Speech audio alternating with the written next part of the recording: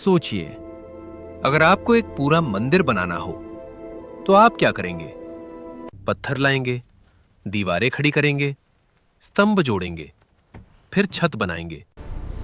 लेकिन अगर कोई आपसे कहे कि मंदिर बनाना है, पर पत्थर जोड़कर नहीं, बल्कि एक ही पहाड़ को काट कर। यही किया गया कैलासा टेम्पल में। महाराष्ट्र के एलोरा केव्स में स्थित यह मंदिर दुनिया की सबसे अद्भुत मोनोलिथिक संरचना माना जाता है। मोनोलिथिक मतलब एक ही चट्टान से बना हुआ। इतिहासकार मानते हैं कि इसे 8वीं शताब्दी में कृष्णा बरसों के शासनकाल में बनवाया गया। लेकिन यहां से शुरू होता है असली रहस्य। इस मंदिर को नीचे से ऊपर नहीं बनाया गया, बल्कि ऊपर से नीचे तराशा गया। मतलब पहले पहाड़ की चोटी काटी गई, फिर धीरे धीरे अंदर की तरफ पूरा ढांचा निकाला गया। जरा कल्पना कीजिए, अगर शुरुआत में ही एक छोटी सी गलती हो जाती तो पूरा मंदिर बेकार हो सकता था। कोई अंडू नहीं था, कोई मशीन नहीं थी, कोई कंप्यूटर मॉडलिंग नहीं थी। फिर भी डिजाइन लगभग परफेक्ट है। अनुमान है कि करीब 4 लाख टन पत्थर हटाया गया।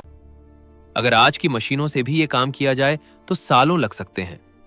लेकिन प्राचीन काल में यह काम कैसे हुआ? कुछ विशेषज्ञों का मानना है कि हजारों मजदूरों ने मिलकर करीब 20 साल तक लगातार काम किया। लेकिन कुछ शोध बताते हैं कि इतनी सटीकता और गति सिर्फ हथौड़े और छेनी से संभव नहीं लगती। मंदिर के अंदर की नक्काशी रामायण और महाभारत की कहानियां दिखाती है।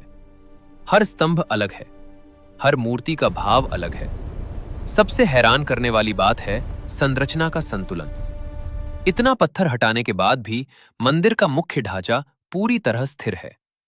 आधुनिक इंजीनियर कहते हैं कि यह एक प्रकार की रिवर्स इंजीनियरिंग का अद्भुत उदाहरण है। पहले ऊपर की सीमा तय की गई, फिर धीरे धीरे पत्थर हटाते हुए मंदिर को आजाद किया गया। मानो मूर्ति पहले से पहाड़ के अंदर थी और कलाकारों ने सिर्फ अतिरिक्त पत्थर हटाया। कुछ लोग इसे एंशिएंट जीनियस कहते हैं, तो कुछ इसे लॉस्ट टेक्नोलॉजी का उदाहरण मानते हैं, क्योंकि आज भी इतनी विशाल मोनोलिथिक संरचना दोबारा बनाना आसान नहीं है। एक और दिलचस्प तथ्य, मंदिर का लेआउट हिमालय में स्थित पौराणिक कैलाश पर्वत का प्रतीक माना जाता है, इसलिए इसका नाम पड़ा कैलासा। यह सिर्फ एक मंदिर नहीं, बल्कि एक विजन था, एक ऐसी कल्पना जिसे पत्थर में बदला गया। 1200 साल बाद भी यह मंदिर खड़ा है। न भूकंप इसे गिरा पाया, न समय इसे मिटा पाया। तो सवाल फिर वही है, क्या यह सिर्फ हजारों मजदूरों की मेहनत थी, या प्राचीन भारत की कोई खो चुकी तकनीक? और अगर उस समय ऐसी इंजीनियरिंग संभव थी, तो हमने इतिहास में क्या खो दिया? जब भी हम आधुनिक तकनीक पर गर्व करते हैं, हमें याद रखना चाहिए कि कुछ चमत्कार पहले ही हो चुके हैं, और उनमें से एक है कैलासा टेम्पल।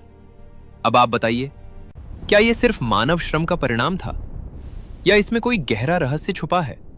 कमेंट में लिखिए, एंशिएंट इंजीनियरिंग या लॉस्ट सिविलाइजेशन।